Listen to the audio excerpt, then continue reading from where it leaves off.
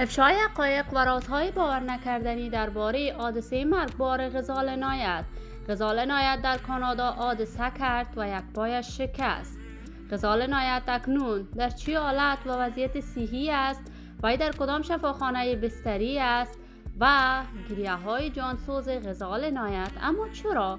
من در این ویدیو پیرامون حقایق همین ماجرا خواهم پرداخت. پس در ادامه با کانال دنیا اینفو باشید.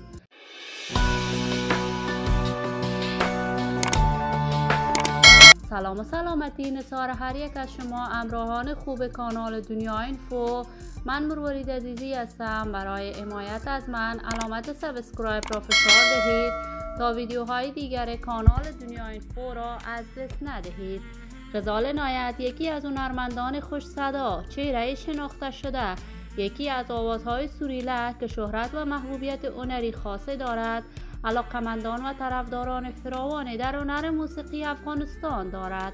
غزال در مدت بسیار کوتاهی توانست دل میلیون ها افغان را از آن خود کند و شهرت و محبوبیت جهانی برای خودش پیدا کند. چند مدت می شود غزال عنایت کنسرت‌های پی در پی در شهرهای مختلف جهان برای دوستداران و طرفداران صدایش برگزار می کرد و درآمد آنچنانی خوبی داشت.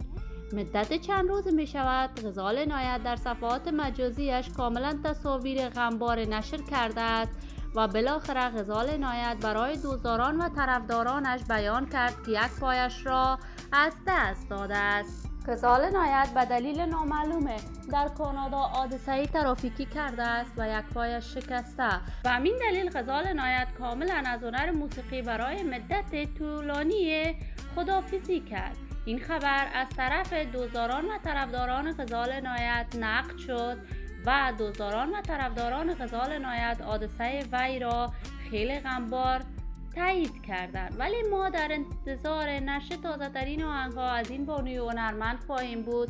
آرزوی شفایاب شدن هرچی عاجل برای غزال عنایت از بارگاه عزت الله یزال تمنا داریم. عزیزان و دوستان نهایت ارجمند کانال دنیا اینفو، شما هم نظریات نیکتان را در بخش کامنت با من شریک بسازید. این ویدیو را با علاقه‌مندان و دوستان غزال عنایت به اشتراک بگذارید. اگر تا هنوز دوست کانال دنیا اینفو نشدید، پس برای دوست شدن با این کانال علامت سابسکرایب را فشار دهید تا ویدیوهای دیگر کانال من را از دست ندهید.